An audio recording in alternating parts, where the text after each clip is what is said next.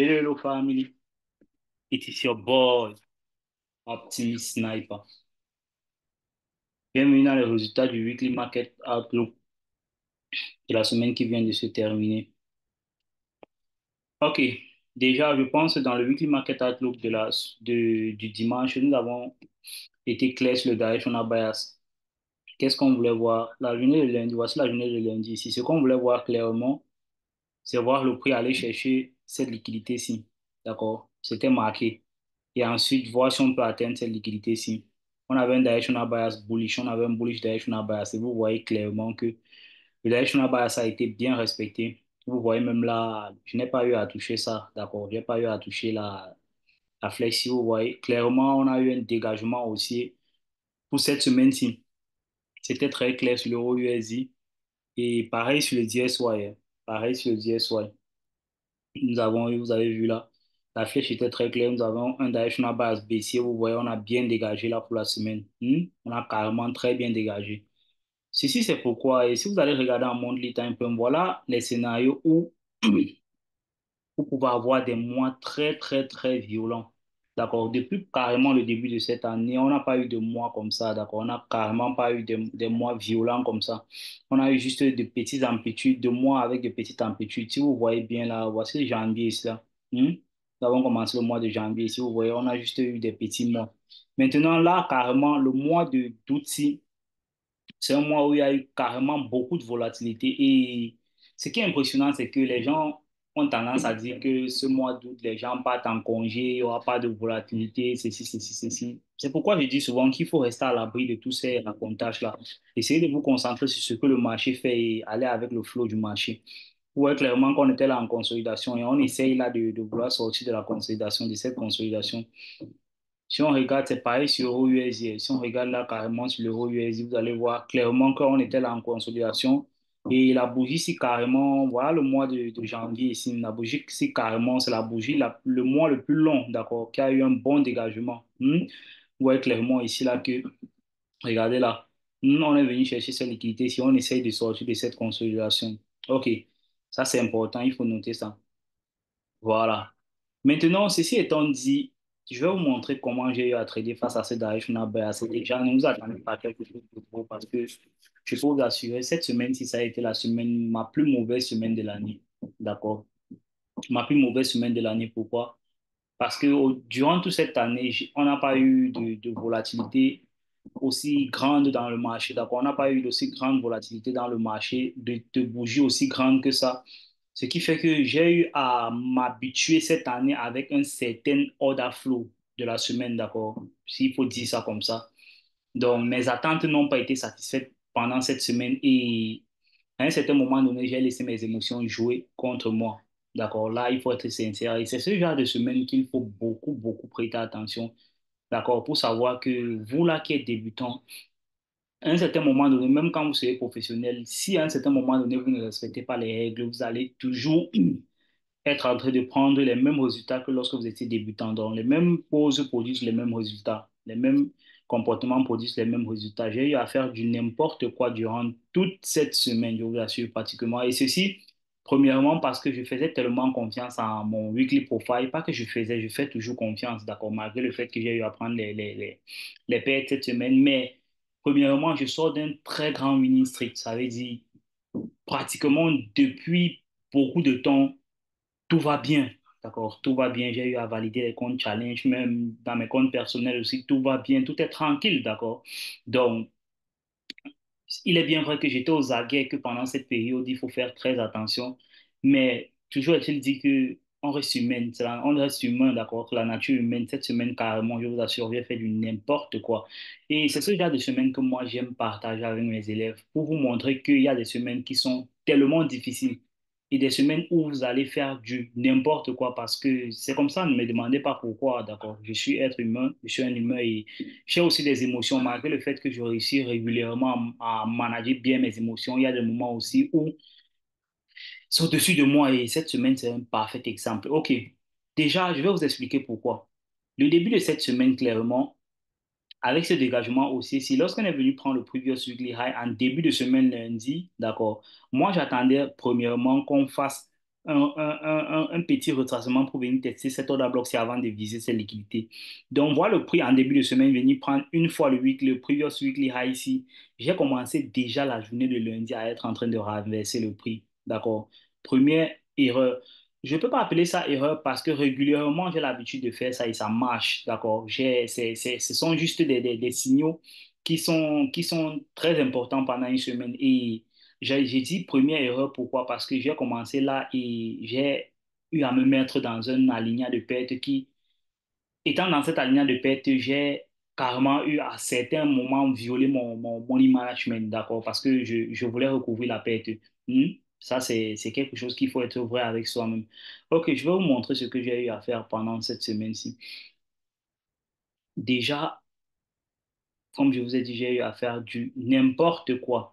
Ok, voilà la journée de lundi. C'est la journée de lundi ici déjà. Voilà la journée de lundi.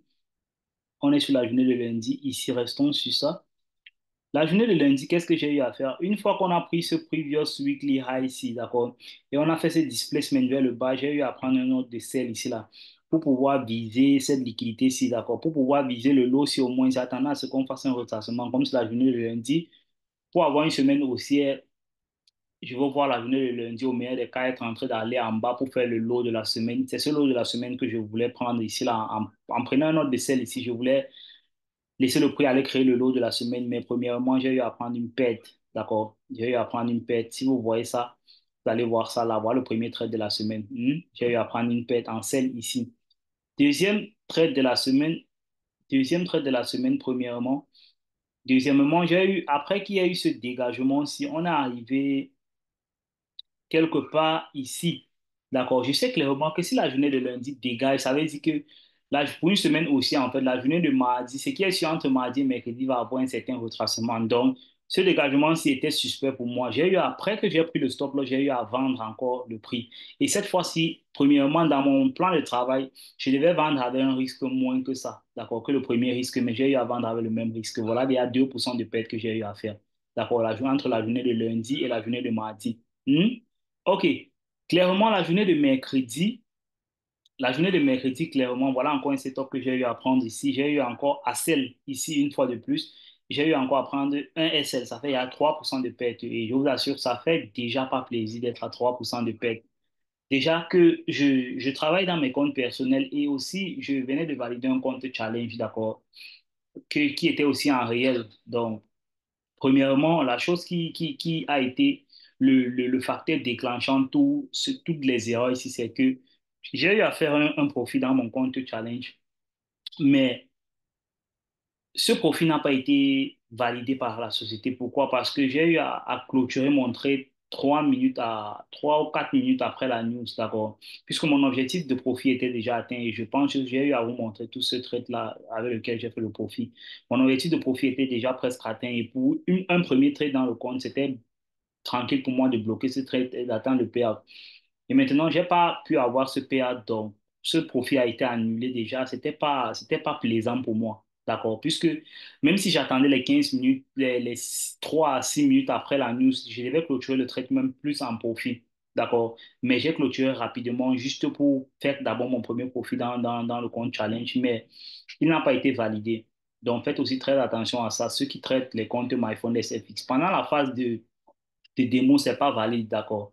C'est pas, on va pas vous faire ça, mais pendant la phase de réel, vous allez être confronté à ça, d'accord. Et moi, carrément, j'ai eu à un peu oublier ça, si je peux dire ça comme ça, d'accord. C'est après avoir clôturé ça que je me suis rappelé de ça, il n'y avait plus rien à faire. Donc, le fait qu'on a enlevé mon profit, je ne vais pas dire que j'étais stable, j'étais zen par rapport à ça. J'ai eu quelques petites émotions par rapport à ça, mais je ne savais pas que ça allait me jouer des sales tours. Maintenant, ayant pris maintenant un trade encore qui m'envoie en drawdown après ce profit, c'était pas plaisant pour moi. Deuxième trade en drawdown encore, c'était pas plaisant pour moi, j'étais à 2% de perte. Et je vous assure, je suis entré dans ce King Kong mode, c'est-à-dire, je sais que je vais recouvrir ça rapidement, j'ai pas peur. Et c'est parfois où votre compétence peut vous jouer des sales tours. Parce que lorsque je prends un drawdown, je n'ai carrément pas peur, d'accord? Parce que je connais ma performance, je sais qui je suis, et je sais que j'ai déjà eu à recouvrir plusieurs drawdowns. Donc, quand je prends un drawdown, je n'ai carrément pas peur. Le fait d'être zen comme ça, parfois, ça joue en ton désavantage. Et cette fois, si c'est un exemple, parfait où ça a joué à mon désavantage, d'accord? Parce que je continue à prendre des trades avec 1% de risque et j'ai continué à perdre. Surtout que j'étais en train de faire un contre-tendance dans un mois qui veut dégager, d'accord? Parce que j'ai eu à voir les back-office de toute cette année. Le prix était carrément en consolidation. Il n'y avait pas eu de dégagement grand comme ça pour une semaine, d'accord? Donc, je savais clairement qu'il va avoir un retracement. J'ai pu avoir un retracement ici, la journée de mercredi. J'ai pris 1,3, 1,4 à 5% de gain, d'accord? J'ai eu à prendre ce trade-ci en buy, en sell plutôt, j'ai eu à clôturer ça ici. Maintenant, j'attendais une continuité le lendemain. Vendredi, j'ai encore eu à prendre une perte. Donc, carrément, j'ai terminé la semaine avec une très grande perte, d'accord? J'ai terminé la semaine avec pratiquement, là, c'est pour être transparent avec vous. Là, voici le compte en question, d'accord? Voilà le premier profit que j'ai eu à faire. J'espère qu'il est partagé. J'espère que c'est partagé. OK, c'est partagé. Voilà le premier profit que j'ai eu à faire, 1205, du 1255, le profit qui a été refusé. Vous voyez, après, j'ai eu à prendre cette perte ici. J'ai eu à prendre d'abord première perte, deuxième perte. Après, vous voyez, voici les pertes, voici toutes les pertes que j'ai eu à faire. D'accord. Là, carrément, c'est du n'importe quoi. Après, vendredi, la journée de jeudi, voici le gain que j'ai fait. La journée de vendredi, voici les pertes que j'ai eu à faire encore. D'accord. Carrément, je vous assure, j'ai eu à faire du n'importe quoi cette semaine-ci. Carrément du n'importe quoi. Ça fait très, très longtemps que j'ai pu eu à travailler comme ça et je suis carrément déçu de mes performances de cette semaine. Déçu pourquoi? Parce que vraiment, ça ne me reflète pas, d'accord, pour être sincère avec vous, ça ne me reflète pas, mais je suis humble, ça veut dire je suis humble à accepter que, ok, c'est arrivé, d'accord, c'est arrivé, maintenant, qu'est-ce qu'il faut faire? Il faut recouvrir les pertes, d'accord, ça c'est encore un challenge de plus que la vie est en train de mettre devant moi. Et pour ceux qui ont l'habitude de me suivre, vous savez que moi, je ne fuis pas les challenges, d'accord. Un challenge qui se pose devant moi, c'est une opportunité pour moi d'apprendre. Ça veut dire le fait que j'ai pris ces pertes, ce marché, cette semaine, ça me rappelle que, OK, tu restes humain, d'accord? Tu restes un humain, tes émotions, malgré tout le fait que tu n'as pu travailler pendant une longue période, 6 à 7 mois sans émotion, ça ne veut pas dire que ces émotions sont carrément parties, d'accord? Ça ne veut pas dire que les émotions sont annulées, ça veut juste dire que tes émotions sont, tu as réussi à bien manager tes émotions pendant tout ce temps, donc il faut faire très attention. Les émotions sont toujours là. Maintenant, vous voyez, c'est carrément, j'ai eu à carrément faire 5% de perte cette semaine. C'est incroyable, d'accord? Carrément incroyable pour moi. Carrément. Et je vous montre ça parce que je vais être sincère avec vous et je vais être transparent avec vous. Pour que vous sachiez que vous aussi, à qui ça arrive régulièrement, il ne faut pas vous mettre dans un mode de pleurs, d'accord? Il ne faut pas pleurer, il faut juste essayer de regarder où est-ce que vous avez mal agi. Moi, premièrement, j'ai eu à faire du contre-tendance toute la semaine. Première erreur, en sachant que, OK, il pouvait avoir un reversal. Maintenant, deuxièmement, j'ai eu à gérer le risque de la pire des manières, d'accord? Je vous assure, de la pire des manières. Ce n'est que ça. Parce que même si je faisais le contre-tendance et que je respectais le risque, je n'allais pas prendre autant de pertes, d'accord? Un très grand drawdown. J'allais prendre un drawdown, mais pas aussi grand que ça, d'accord?